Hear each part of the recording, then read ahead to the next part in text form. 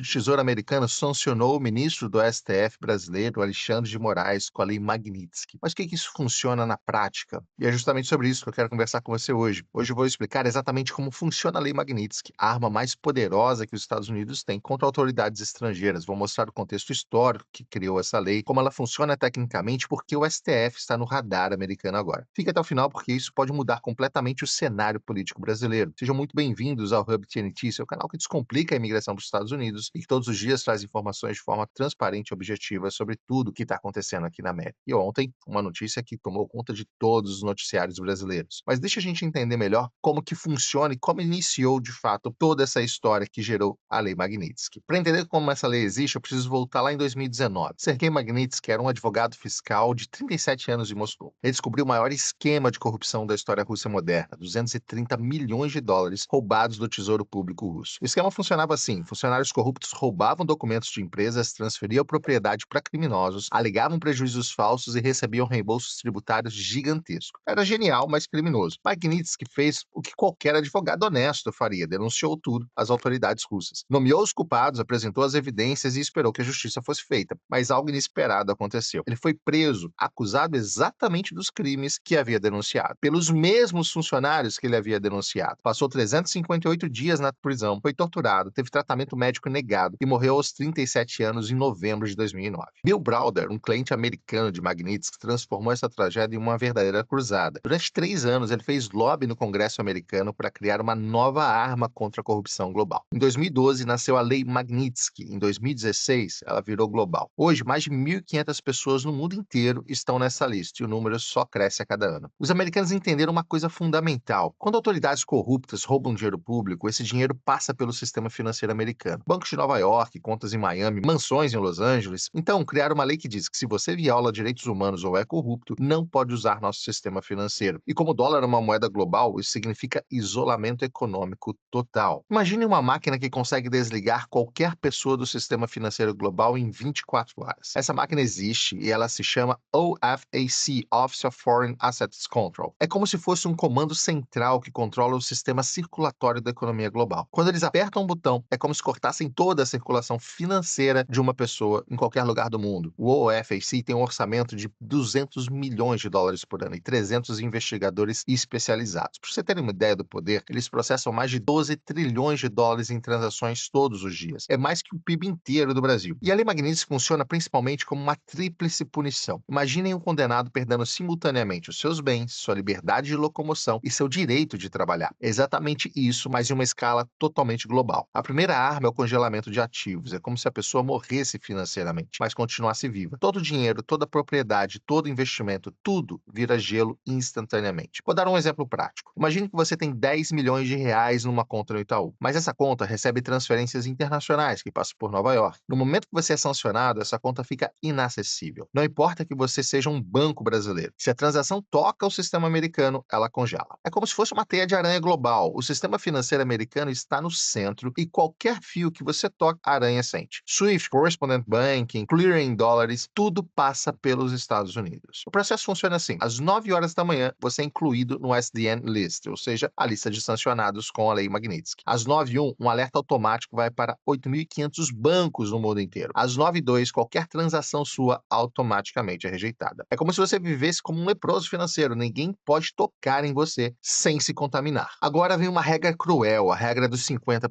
Se você controla metade ou mais do que isso de uma empresa, a empresa inteira morre junto com você. É como se você fosse diagnosticado com uma doença contagiosa e toda a sua família fosse colocada em quarentena, mesmo estando saudável. Sua empresa, seus sócios, seus funcionários, todos ficam contaminados pela sua doença financeira. E aqui está o detalhe perverso: eles presumem que sua esposa e filhos agem por você. Então, se você transferir seus bens para sua família um dia antes da sanção, não adianta nada. A presunção legal é que você continua controlando através deles. Digamos que o ministro tenha 60% de uma empresa de consultoria jurídica. No momento da sanção, a empresa inteira para de funcionar. Os outros 40% dos sócios que não fizeram nada errado perdem tudo junto. A segunda arma é como se você e sua família fossem declarados persona non grata não só nos Estados Unidos, mas progressivamente no mundo ocidental inteiro. Lembra dos exílios políticos da ditadura? É parecido, mas ao contrário. Você não é expulso do seu país, você é banido do resto do mundo. Vou tornar isso bem concreto. Imagina que você é um ministro do STF e tem um filho de 17 anos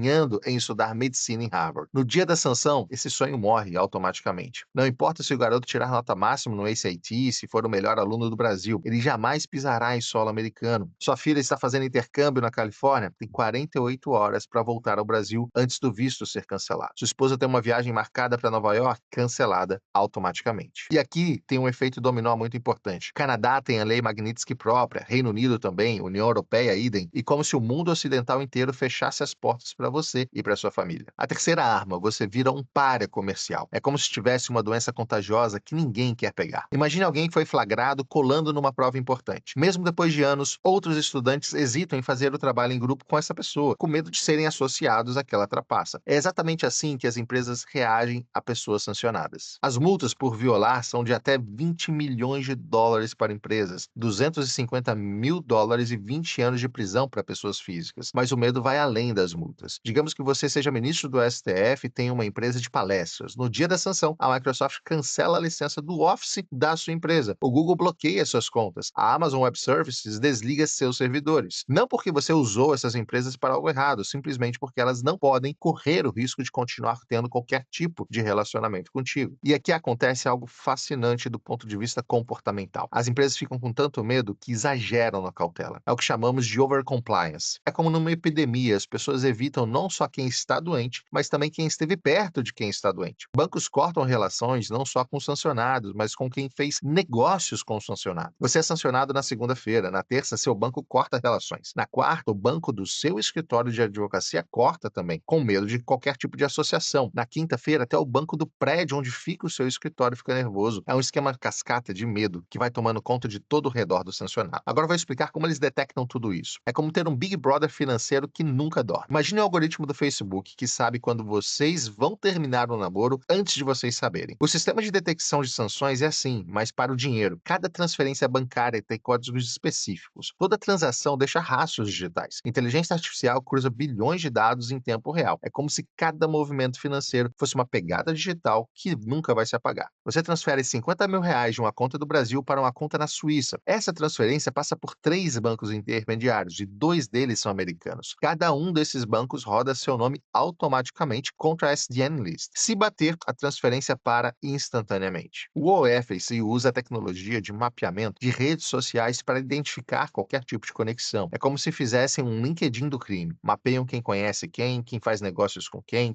transfere dinheiro para quem. Sabe aquelas análises que mostram que você está a apenas 6 graus de separação de qualquer pessoa no mundo? Eles fazem isso com o dinheiro. E se você está a 2 graus de separação de alguém sancionado através de transações financeiras, você também entra nesse radar. O sistema funciona 24 horas por dia, 7 dias por semana. É como ter um detector de metal no aeroporto, mas para dinheiro sujo. Você usa cartão de crédito internacional numa loja em Miami? Aprovado em 3 segundos, porque o sistema confirma que você não está na lista. Uma pessoa sancionada tenta usar o mesmo cartão? Negado instantaneamente. E a loja ainda recebe um alerta para chamar a polícia. E por que isso funciona? Por causa de uma realidade brutal. 60% das reservas mundiais estão em dólar. 80% do comércio internacional usa dólares. É como se os Estados Unidos fossem donos de todas as estradas do Império Romano. Você pode até andar a pé pelos campos, mas se quiser usar as estradas principais, tem que seguir as regras de Roma. Mesmo uma transferência entre Banco do Brasil e Santander em reais pode passar pelo sistema americano se usar Correspondent Banking. É como se todos os caminhos financeiros levassem a Nova York. Agora, vou explicar como alguém entra nessa lista. É como uma máquina de moer reputações que funciona em 4 fases e uma vez que ela começa a girar, é quase impossível de parar. A primeira fase é uma coleta de inteligência. Imagine uma rede de informantes mais eficiente que a Interpol. É como se os americanos tivessem correspondentes investigativos espalhados pelo mundo inteiro. CIA, FBI, ONGs de direitos humanos, jornalistas investigativos, dissidentes políticos, até mesmo advogados e contadores que viram algo estranho. Cada informação é como uma peça no quebra-cabeça. Uma ONG reporta uma prisão suspeita, um jornalista publica sob censura, um dissidente político envia documentos, ou, aos poucos, o quebra-cabeça se forma. A segunda fase é uma análise legal. É como se existisse um tribunal invisível onde você é julgado sem saber que está sendo julgado. Imagine um júri composto por advogados do Departamento de Justiça, do Tesouro e do Departamento de Estado. Eles analisam cada evidência, cada alegação, cada documento. Mas você não tem direito à defesa. Não sabe o que está sendo julgado, não pode apresentar sua versão dos fatos. O padrão de prova é reasonable basis to believe, base razoável para acreditar. É muito mais baixo que além da dúvida razoável do direito criminal. É como se condenado por indícios, não por provas conclusivas. E a terceira fase é uma decisão política. Aqui a coisa fica interessante, porque não é só uma questão legal, ela é principalmente política. É como se o imperador romano decidisse quem vive e quem morre na arena. O secretário do Tesouro, em coordenação com o secretário de Estado, toma essa decisão final. Eles consideram não só as evidências, mas também o timing político, as relações diplomáticas e a pressão do Congresso. Por exemplo, se as relações com o Brasil estão boas, talvez adiem a decisão. Se estão ruins, talvez acelerem essa decisão. É justiça misturada com geopolítica. Quarta fase é a implementação instantânea. É como uma guilhotina digital, rápida, eficiente e reversível. 9 horas, decisão tomada em Washington. 9h15, nome incluído no SDN List. 9h30, publicação no Federal Register. 9h45, alerta automático para 8.500 bancos globalmente. 10 horas, primeira transação bloqueada. 10h30, primeiros cartões de crédito cancelados. 11 horas, contas de e-mail corporativo desativadas. Meio-dia, a pessoa descobre pela imprensa que foi sancionada. É como acordar e descobrir que você morreu financeiramente durante a noite, mas ninguém te avisou. Os critérios legais são como 3 pecados capitais do mundo moderno. Primeiro pecado, violações significativas de direitos humanos. É como blasfêmia no sistema de valores ocidental. Aqui entram torturas, execuções extrajudiciais, perseguições sistemáticas, mas também, e aqui está o ponto crucial, supressão significativa de liberdades fundamentais. O segundo pecado, corrupção significativa. É como roubar do altar da democracia. Não precisa ser condenação criminal. Basta evidência credível do uso de cargo público para enriquecimento pessoal ou de familiares. E o terceiro pecado, e aqui está o que coloca o STF no radar: ações que minam processos democráticos ou instituições. É como se os americanos tivessem criado uma definição própria de democracia, e quem não seguir essa definição é considerado criminoso. Esse critério é perigosamente amplo. Pode incluir manipulação eleitoral, mas também uso inadequado do sistema judicial, supressão de vozes dissidentes, interferência em processos democráticos. Para finalizar essa parte técnica, vou explicar como a tecnologia potencializa tudo isso. Imagine o algoritmo do Google que consegue prever o que vocês vão pesquisar antes de vocês digitarem. O sistema de sanções americano é assim, mas para comportamento político. Eles usam machine learning para identificar padrões. Se 10 pessoas com perfil no X foram sancionadas por comportamento Y, o algoritmo automaticamente coloca na lista a observação qualquer pessoa com perfil X que demonstre comportamento Y. Magistrados venezuelanos foram sancionados por usar o judiciário para perseguição política. O algoritmo agora monitora magistrados de outros países que demonstrem padrões similares. É como um detector de comportamento antidemocrático automatizado. Agora vou mostrar por que o STF está especificamente no radar americano e por que essa sanção aconteceu ontem. Isso não é só uma especulação, são documentos oficiais. Em março de 2024, o congressista Chris Smith, presidente da Subcomissão de Direitos Humanos Globais, enviou uma carta formal ao secretário do Tesouro solicitando uma investigação sobre o uso político do sistema judicial brasileiro. A carta menciona especificamente padrão sistemático de censura, prisões sem devido processo legal adequado e uso de inquéritos secretos para perseguição política. 3 relatórios publicados entre dezembro de 2024 e janeiro de 2025 alimentam essas preocupações. O primeiro deles é do Heritage Foundation, um relatório de 47 páginas, que documenta casos específicos que considera problemáticos. O segundo, Freedom House rebaixou o Brasil de livre para parcialmente livre em janeiro de 2025, citando especificamente interferência judicial em liberdades fundamentais. O Atlantic Council publicou em dezembro de 2024 um capítulo dedicado que chamam de Modelo Brasileiro de Controle Digital. Alegações específicas americanas. Vou explicar objetivamente quais são as alegações americanas, sem entrar no mérito se são procedentes ou não. Alegação número 1, a censura sistemática. Os relatórios americanos alegam que existe um padrão de censura prévia de conteúdo político, especialmente durante períodos eleitorais. Cito especificamente o bloqueio de contas, remoção de conteúdos e multas a plataformas digitais como evidências de suspensão sistemática da liberdade de expressão. A segunda alegação, violação das garantias do devido processo legal. Relatórios mencionam prisões preventivas prolongadas, inquéritos sem prazo definido e limitações ao direito de defesa. O Congressional Research Service, em relatórios de janeiro de 2025, classificou essas práticas como incompatíveis com os padrões democráticos internacionais. A terceira alegação, o uso do sistema judicial para perseguição de opositores políticos. Os americanos veem um padrão onde investigações são abertas contra críticos do sistema. Heritage Foundation especificamente menciona o que chama de instrumentalização da justiça para fins políticos. Baseado nos documentos disponíveis, 3 ministros são mencionados mais frequentemente nos relatórios americanos. Primeiro, aqueles envolvidos diretamente no chamado inquérito das fake news e decisões sobre redes sociais. Segundo, ministros que presidiram julgamentos considerados politicamente sensíveis pelos observadores americanos. E terceiro, autoridades envolvidas em decisões sobre processo eleitoral, que geraram questionamentos internacionais. Mencionar nomes seria irresponsável sem uma confirmação oficial, mas os padrões de investigação estão